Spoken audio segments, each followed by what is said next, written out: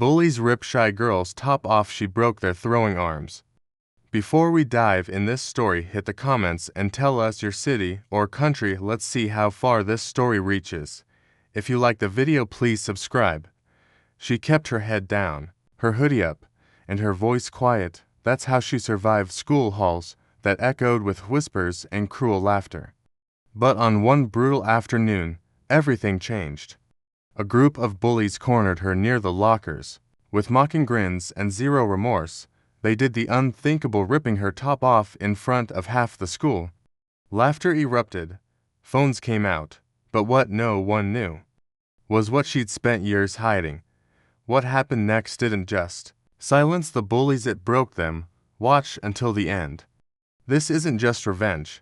It's justice. Maya was always the quiet one, a reserved black girl in a predominantly white prep school. She spoke only when spoken to. Her oversized hoodies weren't just a fashion choice, they were a shield.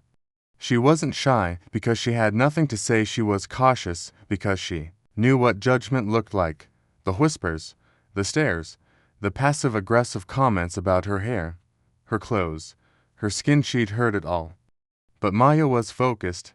Every day after school, while others were partying or gossiping, she trained. Her mother had enrolled her in martial arts when she was 9, not for sport, but for survival. Taekwondo, jiu-jitsu, boxing. She mastered them all. But no one at school knew. To them, she was just the silent, weird black girl, and maybe that's what kept her safe, until it didn't. The whispers turned into smirks. Smirks turned into shoves, but Maya still said nothing. She carried her books, ignored the comments, and kept her peace. Then came the day of the school's annual field games. Everyone gathered outside, students, staff, even parents. Maya had tried to skip it, but her attendance was mandatory. That's when they saw her alone behind the bleachers, adjusting her hoodie. For popular kids led by Chloe, the coach's daughter, decided she'd be their target. They laughed, said she looked out of place, like a stray dog sneaking in for food. Maya clenched her fists, but said nothing. Then came the moment that would stain everyone's memory. Chloe grabbed the back of Maya's hoodie. Another bully yanked at her shirt. With one brutal tug, they ripped the top clean off, leaving Maya exposed, vulnerable, and humiliated. A cruel roar of laughter exploded around them, but Maya didn't cry. She didn't run. She stood, calm. They were still laughing when she reached down, tied her hoodie around her chest, and moved toward them. Her eyes were calm but blazing. One bully stepped forward, trying to push her back. In seconds, he was on the ground, his arm dislocated. The next reached for her. She spun and flipped him over. A third tried to grab her hair. His wrist snapped with a crack that silenced the crowd. Phones dropped. Mouths opened. No one expected the quiet girl to fight like that. But Maya wasn't done. Chloe froze, trembling. Her smirk was replaced by fear. She tried to backpedal, but Maya was already moving. No anger, no yelling, just precision. Chloe lifted a bat from the grass, thinking it would scare her. Maya dodged with ease, swept her legs, and Chloe hit the ground hard. The bat rolled from her hands. A stunned silence blanketed the crowd. Even the teachers didn't know what to do, but Maya didn't raise her fist again.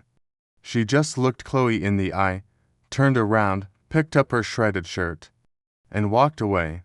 Security came rushing in, but there was no need. The damage was already done physically and reputationally.